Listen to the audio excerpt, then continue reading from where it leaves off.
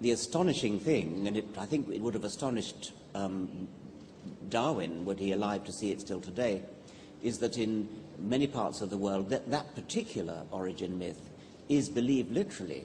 As you say, the world was created in 6 days, 6,000 years ago.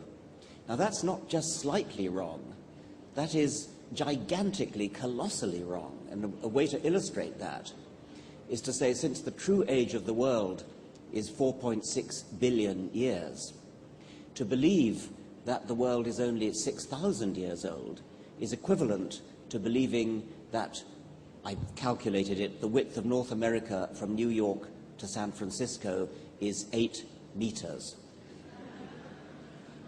As an evolutionist, a Darwinist, you obviously don't believe in an afterlife, which is the inspiration for many people as a purpose of life.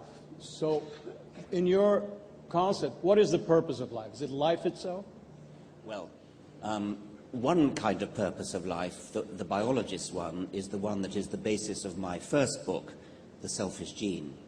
And on that scientific level, the purpose of life is the propagation of DNA. And there is poetic inspiration in that, but it probably isn't going to be very satisfying to individuals. Individuals make their own purpose in life.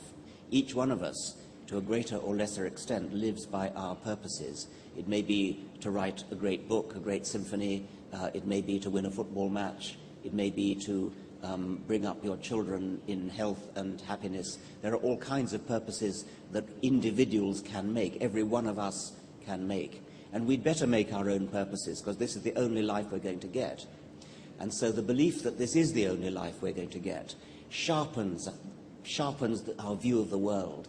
It makes us value life more. It makes us take life seriously, but it also makes us enjoy life to the full, because this is the only life we're going to get. And to lead this life in a less than full fashion, because you think you're going to get another one, is a terrible, terrible waste of the gigantic privilege it is to have a life at all. Because each of us are enormously privileged. If you calculate the odds against each one of us coming into existence, our parents had to meet, not only did they have to meet, they had to have sexual intercourse at a particular time, a particular sperm had to find a particular egg, the same thing had to happen to our grandparents, our great-grandparents, all the way back through the pilgrimage to the origin of life. Not one of us here has any right to expect to exist. We do exist by a fantastic piece of good chance. Don't waste it. It's the only life you're going to get.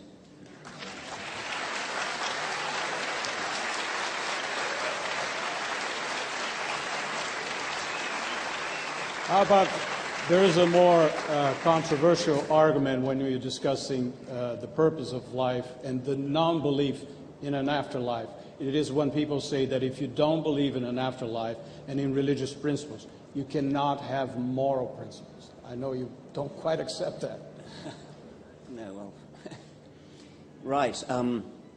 The idea that the only reason we are moral is that we believe in an afterlife, and therefore we are striving to be rewarded with the carrot of heaven or to avoid the stick of hell, which is what, in effect, you've just said.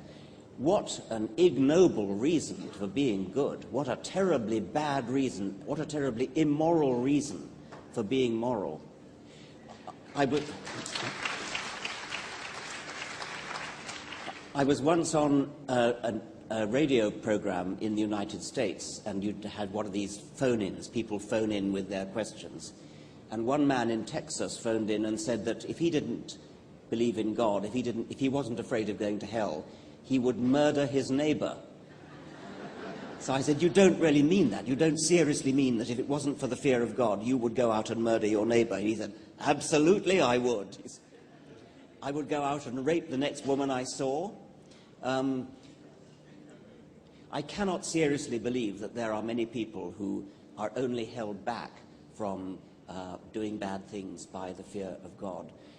Christopher Hitchens, one of my colleagues who's written another book in much the same time, called God is Not Great, he puts it like this. the Bible says, "Thou shalt not kill," in the Ten Commandments. And he sarcastically remarks, "Do you really mean to say that when Moses came down from the mountain with the tablets that said, 'Thou shalt not kill,' people said, 'Oh, thou shalt not kill. Oh, right. Oh, all right, we thought it was rather a good idea to kill.'" The other... yes, okay, I think that. In another book of yours, The Devil's Chaplain, also published in Brazil a few years ago. And by the way, you're not the devil's chaplain, you make it clear in the book. You write a letter to your daughter, who was then 10 years old, and you warn her against the influence of tradition, authority, and revelation. Please let us know about that. Yes. You're right. My book, A Devil's Chaplain, is a reference to Darwin, who said, when he was talking about the cruelty of nature, and natural selection is cruel, he said, what a book a devil's chaplain might write on the low, blundering, cruel, horribly wasteful, I didn't get the words exactly right, ways of nature. So my book is called A Devil's Chaplain, but I don't want to be the devil's chaplain.